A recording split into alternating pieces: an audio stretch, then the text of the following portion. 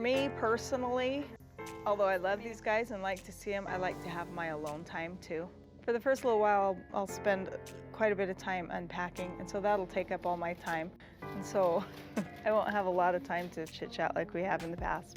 The interview just dropped, and Christine Brown is not backing down. When asked directly about Meri's explosive statement calling their relationship unsafe, Christine didn't deflect or dodge. Instead, she doubled down with admissions that have left the sister wives community absolutely stunned. For months, we've watched Meri Brown carefully navigate interviews, choosing her words like a diplomat walking through a minefield. But when she told Amy Robach and TJ Holmes that Christine wasn't emotionally safe for her, she crossed a line that apparently demanded a response. And Christine's response? She's owning every uncomfortable truth Meri hinted at. The most jaw-dropping moment came when Christine admitted, on air, to taunting Meri about having only one child. Not just once, but repeatedly, with what she described as mean-spirited comments that she now recognizes crossed every line of sisterly support. This isn't speculation or rumor mill gossip, this is Christine Brown, in her own words, confirming the cruel behavior that helped shatter their relationship beyond repair. You and Christine are We don't good? Now don't talk. Okay, that's much different from good. But there's, like, on my part, I don't know about her, on my part, there's no hate. I just don't choose to have her in my life. You know, it's not healthy and it's not safe for me. But here's what makes this confession even more explosive. Christine didn't just admit to the taunting. She revealed the calculated nature of it, explaining how she would be nice to your face and then talk behind your back about Meri's fertility struggles. The woman who built her post-polygamy brand on empowerment and sisterhood just admitted to being the exact opposite when it mattered most. The timing of this admission isn't coincidental. Christine's book tour has been carefully orchestrated to position her as the victim who escaped, the brave wife who found her voice. But Meri's unsafe label apparently struck too close to home, forcing Christine to acknowledge behavior that contradicts her carefully crafted public image. We have had some really good times, but I think our values just don't align. I know our values don't align. There's certain things that I want and I need in a relationship, and she absolutely doesn't have that. And I believe the same thing for her. What's particularly telling is how Christine framed her confession. Rather than offering a genuine apology, she positioned it as mutual toxicity, claiming they were both harmful to each other. It's the classic move of someone who knows they've been caught, but isn't quite ready to take full accountability. To understand why Christine's admission hit like a bombshell, we need to revisit exactly what Meri said and why the word unsafe carries so much weight in this community. When Meri told Amy Robach that Christine wasn't emotionally safe for her, she wasn't using casual language. In the world of polygamy and fundamentalist communities, being labeled unsafe is the kiss of death. The term unsafe in these circles means someone who threatens the spiritual and emotional stability of the family unit. It's the label applied to those who ask too many questions, challenge authority, or worse, might influence others to do the same. When Meri called Christine unsafe, she was essentially saying Christine posed a threat to her well-being and peace of mind. But here's the twist that makes Meri's statement so calculated. I mean, we could be cordial to each other if we ran into each other. You know, it's not like we're going to scratch each other's eyes out or anything like that. For years, Meri herself was labeled unsafe by the family when she began questioning the religion and exploring life outside their fundamentalist bubble. She was shunned, isolated, and made to feel like a spiritual contamination risk. Now she's flipping that same loaded terminology back onto Christine. The irony runs even deeper when you consider that both women were actually leaving the faith around the same time. They could have been allies, supporting each other through the terrifying process of questioning everything they'd been taught. Instead, they became weapons in each other's destruction, each trying to prove their loyalty to a system that was already rejecting them, both. Meri's use of unsafe was surgical in its precision. She knew exactly what buttons she was pushing, and exactly how that word would land in their community. It's the difference between saying we don't get along and saying this person is dangerous to be around. One suggests personality differences, the other suggests genuine threat. What makes this even more complex is that Meri wasn't wrong. Christine had been unsafe for her, just not in the way the fundamentalist community typically uses that term. Christine's pattern of surface-level kindness followed by behind-the-scenes cruelty had indeed made her emotionally dangerous for Meri to trust. But we're still a family. To me, it didn't matter. The fact that however we came together, we are a family now. And even though I didn't believe in the church structure, I didn't believe that, well, just because we don't believe in that, we should break up a family.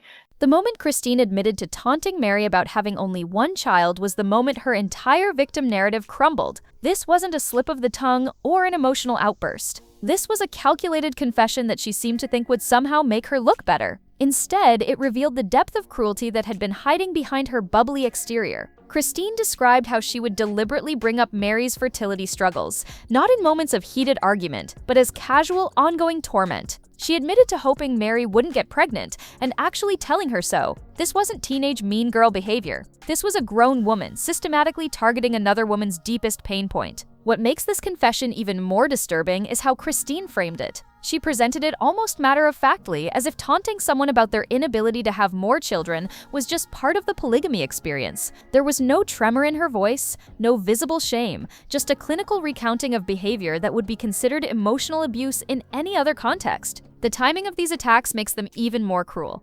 It's not healthy to be in a relationship where you're not loved, you're not valued, when you're told that, it was all a lie and that he never loved you and everything was fake anyway. Meri was already struggling with her role as first wife, watching Christine effortlessly produce child after child while she faced the heartbreak of secondary infertility. Instead of sisterly support during one of life's most painful experiences, Christine chose to twist the knife deeper. But here's what Christine probably didn't expect. Her confession inadvertently validated every harsh thing Meri has ever said about their relationship. For years, people dismissed Meri's complaints about Christine as jealousy or bitterness. Now we have Christine herself confirming that yes, she was deliberately cruel about the one thing guaranteed to cause maximum emotional damage. The most chilling part of Christine's admission was how she described her two-faced approach. She would be sweet and supportive to Meri's face, then turn around and mock her fertility struggles behind her back. This kind of psychological manipulation doesn't happen in a vacuum. It's a pattern of behavior that suggests a level of calculated cruelty that most people can't even imagine. Once you know what to look for, the pattern of Christine's behavior toward Meri becomes impossible to ignore. This wasn't isolated incidents of bad judgment during stressful times. This was a sustained campaign of psychological undermining that played out over decades, carefully disguised behind Christine's trademark smile and effervescent personality. Let's trace the timeline. In the early years, when the cameras weren't rolling and the family was still figuring out their dynamics, Christine established herself as the fun wife, the one who brought laughter and lightness to the household. I've been very jealous. I've had a lot of emotions, and I haven't necessarily handled my emotions the right way. But that same energy she used to charm everyone else became a weapon she wielded against Meri with surgical precision. The fertility taunts weren't one-time cruelties. According to Christine's own admission, they were ongoing, deliberate attacks designed to remind Meri of her perceived failure as a polygamous wife. In a system where a woman's worth is often measured by her ability to produce children for the family, Christine knew exactly where to aim her verbal daggers. What's particularly insidious is how Christine would deliver these attacks with a smile, often disguised as jokes or casual observations. She perfected the art of plausible deniability, making comments that could be brushed off as harmless if called out, but left deep wounds in their intended target. This is emotional abuse 101, the kind of behavior that leaves victims questioning their own reality. And I feel like I handle my emotions better now. Like I have tools now. Like if I need to scream, I'm still going to scream, but it's going to be in my car alone rather than at somebody. The pattern extended beyond just the fertility issue. Christine admitted to creating rules and expectations in shared spaces that seemed designed to exclude Meri. Then acting surprised when Meri responded with defensive boundaries, she would openly discuss Meri's shortcomings with other family members, creating an environment where ganging up on the first wife became normalized behavior. Perhaps most tellingly, Christine's pattern included recruiting allies. She didn't just attack Meri directly, she worked to turn other family members against her, spreading gossip and complaints that painted Meri as the difficult one, the problematic wife who couldn't just go along to get along. This kind of systematic isolation is a classic abuse tactic designed to leave the victim feeling like the problem lies entirely with them. Here's where the story takes a darker turn that most Sister Wives viewers never fully understood. The cruelty between Meri and Christine wasn't just about personality clashes or fertility struggles. It was about survival in a religious system that punished questioning and rewarded conformity, and both women were fighting for their spiritual lives. When Meri began pulling away from the fundamentalist teachings, she became what the community calls worldly and unsafe. In polygamous circles, this isn't just a difference of opinion. It's a spiritual contamination that threatens the eternal salvation of the entire family. Suddenly, Meri's questioning of doctrine made her dangerous to be around, someone whose doubts might spread like a virus through the household. The family's response was swift and brutal. Meri found herself increasingly isolated, her opinions dismissed, her presence barely tolerated. But here's what makes this particularly cruel. Christine wasn't just participating in this shunning because she was a true believer. She was doing it to protect her own position in a system that was already fragile. Christine knew she was also starting to have doubts about polygamy, also beginning to question the teachings that had shaped her entire life. But instead of finding solidarity with Meri, who was going through the same spiritual crisis, Christine threw her under the bus to deflect attention from her own wavering faith. It was spiritual self-preservation at its most calculating. The fertility taunts take on an even more sinister meaning in this context. In fundamentalist communities, a woman's inability to produce children can be seen as a sign of spiritual unworthiness, a punishment from God for hidden sins or lack of faith. When Christine mocked Meri's fertility struggles, she wasn't just being personally cruel. She was reinforcing religious shame that cut to the core of Meri's identity. What's particularly tragic is that both women were experiencing the same terrifying process of losing their faith, but the system had trained them so well to compete rather than support each other that they became each other's enemies instead of each other's allies. They could have walked through that spiritual wilderness together, but instead they used each other's vulnerabilities as weapons. Here's where the story takes a darker turn that most Sister Wives viewers never fully understood. The cruelty between Meri and Christine wasn't just about personality clashes or fertility struggles. It was about survival in a religious system that punished questioning and rewarded conformity, and both women were fighting for their spiritual lives. When Meri began pulling away from the fundamentalist teachings, she became what the community calls worldly and unsafe. In polygamous circles, this isn't just a difference of opinion. It's a spiritual contamination that threatens the eternal salvation of the entire family. Suddenly, Meri's questioning of doctrine made her dangerous to be around, someone whose doubts might spread like a virus through the household. The family's response was swift and brutal. Meri found herself increasingly isolated, her opinions dismissed, her presence barely tolerated. But here's what makes this particularly cruel. Christine wasn't just participating in this shunning because she was a true believer. She was doing it to protect her own position in a system that was already fragile. Christine knew she was also starting to have doubts about polygamy, also beginning to question the teachings that had shaped her entire life. But instead of finding solidarity with Meri, who was going through the same spiritual crisis, Christine threw her under the bus to deflect attention from her own wavering faith. It was spiritual self-preservation at its most calculating. The fertility taunts take on an even more sinister meaning in this context. In fundamentalist communities, a woman's inability to produce children can be seen as a sign of spiritual unworthiness, a punishment from God for hidden sins or lack of faith.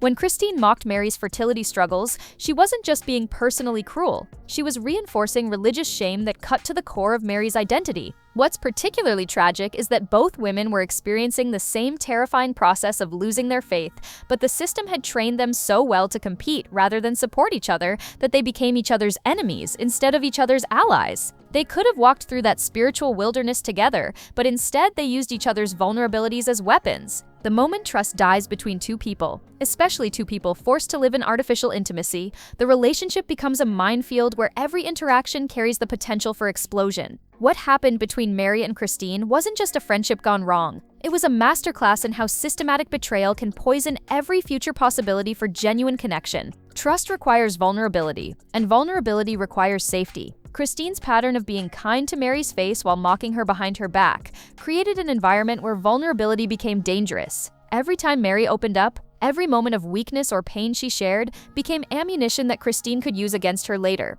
This kind of betrayal doesn't just hurt in the moment, it teaches the victim never to be vulnerable again. The two-faced communication style that Christine admitted to is particularly destructive because it makes the victim question their own reality. Meri would experience Christine's kindness and support in person, then later discover that same conversation had been twisted into gossip or mockery. This kind of psychological manipulation makes it impossible to trust your own judgment about people's intentions. What makes this breakdown even more tragic is that both women desperately needed allies during the hardest period of their lives. They were both questioning their faith, both struggling with their roles in an impossible family structure, both dealing with a husband who was emotionally unavailable and increasingly focused elsewhere. They should have been natural allies, supporting each other through shared trauma. Instead, the competitive nature of polygamy had trained them to see each other as threats rather than potential sources of support. In a system where multiple women compete for one man's attention, affection, and resources, other wives become rivals by default. The structure itself prevents the kind of genuine sisterhood that might have saved them both years of pain. The fertility issue became the perfect weapon because it hit at the intersection of personal pain and religious shame. In polygamy, a woman's worth is often measured by her ability to produce children for the family kingdom. Christine's taunts weren't just personally cruel, they were spiritually devastating, reinforcing Meri's sense of failure in the most fundamental aspect of her identity as a polygamous wife. The sister wives community has essentially split into two camps, and the battle lines reveal something fascinating about how we choose our heroes and villains in complicated family dramas. On one side, you have Team Christine, celebrating her escape from polygamy and her journey to independence. On the other, you have the smaller but vocal Team Meri, defending a woman they see as the family scapegoat who finally found her voice. What's particularly interesting is how the Christine supporters are handling her admission of cruelty. Many are performing impressive mental gymnastics to justify behavior they would condemn in any other context.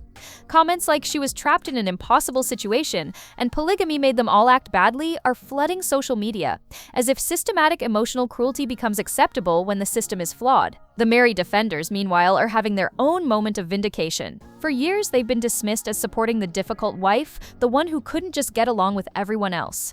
Now they're pointing to Christine's confession as proof that they were right all along. Meri wasn't the problem, she was the target. But here's what's really revealing about this community split. It mirrors exactly what happened within the Brown family itself. The same dynamics that played out in that Lehigh house are playing out in Facebook groups and Instagram comments. People are choosing sides, creating alliances, and dismissing the pain of the other camp. The system that destroyed Meri and Christine's relationship is now destroying their fan base. The most passionate Christine defenders are often women who see her as representing their own escape from toxic relationships or oppressive circumstances. Her story of finding independence and self-worth resonates with women who've made similar journeys. They're not just defending Christine, they're defending their own choices and the validity of their own paths to freedom. Meanwhile, Meri's supporters tend to be women who've experienced being scapegoated, isolated, or systematically undermined in their own families or relationships. They recognize the patterns of emotional abuse and psychological manipulation that Meri endured.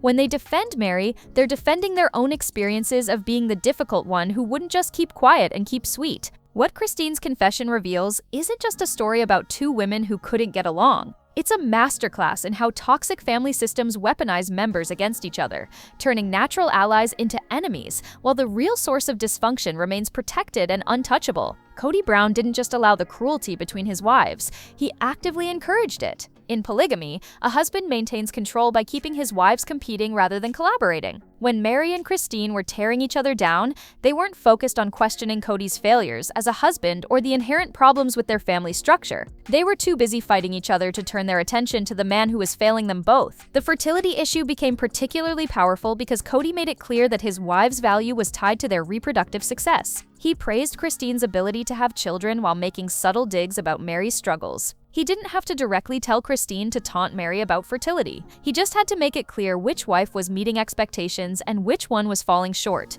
This dynamic served Cody perfectly. Every moment Christine spent mocking Meri's fertility struggles was a moment she wasn't questioning why her husband was emotionally unavailable to all of them. Every time Meri lashed out at Christine's casual cruelty, she was reinforcing her reputation as the difficult wife, rather than asking why the family structure made such cruelty inevitable. The religious shunning element added another layer of control. When Meri began questioning the faith, she became spiritually dangerous. But instead of addressing her concerns or examining whether those questions might be valid, the family rallied to isolate her. Christine's participation in this isolation served a dual purpose. It proved her loyalty to the family system while deflecting attention from her own growing doubts. What's most insidious is how this system trained the women to police each other rather than question the structure itself. Christine didn't just mock Meri's fertility on her own initiative, she was reinforcing the family's unspoken message about which wives were valuable and which ones were expendable. She became an enforcer of the very system that was ultimately destroying her own happiness and self-worth. Today, both women exist in completely separate worlds, and their recent statements suggest this divide is permanent. Meri has found her voice as an advocate for women leaving toxic situations, speaking openly about religious trauma and the courage required to rebuild your identity outside a controlling system. Her refusal to engage with Christine's book or respond to her criticisms shows a woman who's finally learned to protect her peace. Christine, meanwhile, has built her post-polygamy brand on empowerment and sisterhood. But her admission of past cruelty creates a complicated legacy. Her confession might have been intended as accountability, but it reads more like damage control after Meri's Unsafe label hit too close to home. The legal implications remain interesting. Both women are technically still part of ongoing family business dealings and shared custody arrangements. Their mutual animosity could complicate future family gatherings, especially as grandchildren start arriving and family celebrations become necessary. What's clear is that neither woman sees reconciliation as possible or desirable. Meri's statement that there's too much water under the bridge suggests she's done trying to repair what Christine systematically destroyed. For two women who once shared children, holidays, and daily life, their current silence speaks volumes about relationships that can't survive systematic betrayal. The Meri and Christine saga teaches us something crucial about toxic relationships that every woman needs to understand.